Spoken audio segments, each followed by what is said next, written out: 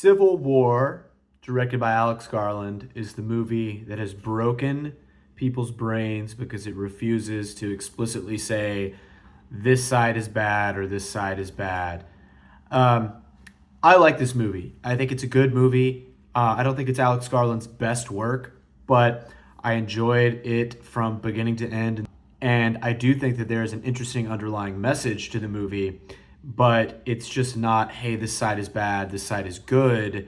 And it's not an explicit commentary on the exact current state of American politics. And I think that that has bothered a lot of people because Alex Garland didn't turn to the screen and say that he's a communist and this is the exact kind of communist that he is.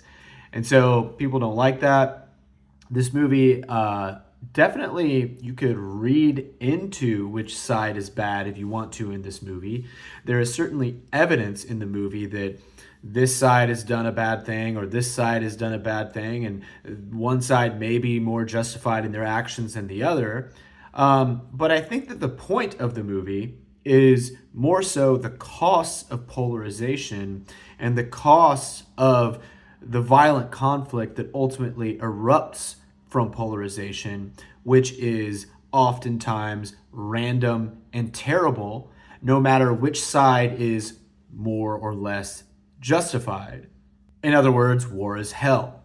There is one scene in the movie where Jesse Plemons, who plays this kind of ultra-nationalist, terrifying soldier, I'm not sure that it's actually clear what side he's on, and he ends up more or less killing people randomly. And also, there's evidence that he's been killing enemy non-combatants, or just non-combatants. And there's another scene in the movie where there's a sniper who is shooting these two other people, and they ask them, why are you fighting these people that are sniping at you? Are they on the other side? And they're like, I don't know. They're shooting at us. And the ongoing theme throughout all of these little conflicts is that there's an element of randomness, right?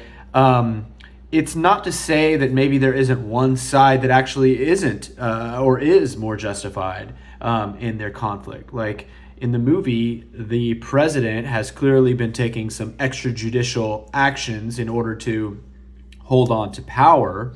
And so you might say that the rebel forces are actually, in some sense, justified in teaming up to fight the central forces in DC.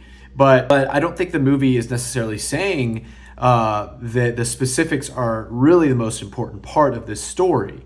I think the movie is saying that when this ball gets rolling, even if one side is more justified, the costs will be terrible for everybody involved. I don't think that there is any way that you could envision a civil war at scale playing out in the United States that would not have a tremendous human cost for everybody involved, even if you would ultimately be on the morally superior side. There would be people on both sides who get swept up into the conflict, who end up killing people that they know, who end up killing people who, the day before maybe just lived on the other side of a border from them.